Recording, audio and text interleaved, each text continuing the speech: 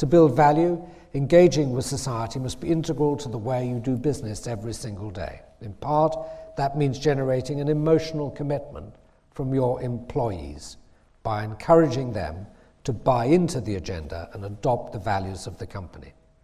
But it also means that leaders must manage external engagement as they would any other aspect of a business's performance. They must set targets, measure performance against targets, and take corrective action if targets aren't met.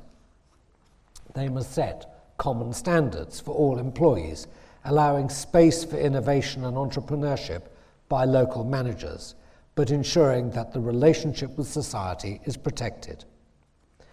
And this is something I learnt after BP's experiences in Colombia. When BP discovered significant oil fields there more than 20 years ago, paramilitary groups, drug lords operated with impunity. Security was a gigantic challenge, and we went into Colombia without a clear idea of how we would deal with it. We assumed that a thick barbed wire fence, armed personnel, and the help of the Colombian army would do the trick. But outside the fence, deep feelings of resentment built up around BP's presence, and we were accused of complicity in human rights abuses. Before long, British NGOs and the media had picked up on the allegations, and BP was on the back foot. We'd known before we went into Colombia that we had to communicate effectively with the communities there, and at the time, we said and genuinely believed that we were doing just that.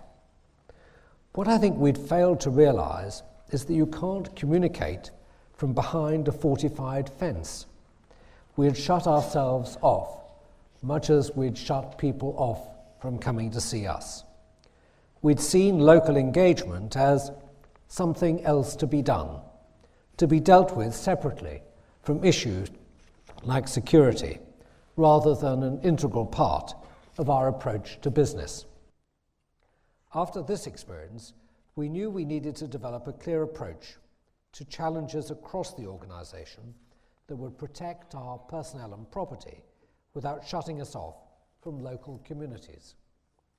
Working together with Human Rights Watch and the US government, we formed a coalition to develop the voluntary principles on security and human rights. These now set the standard, not only for operations of BP, but for the operations of multinationals in the local extractive industries all over the world.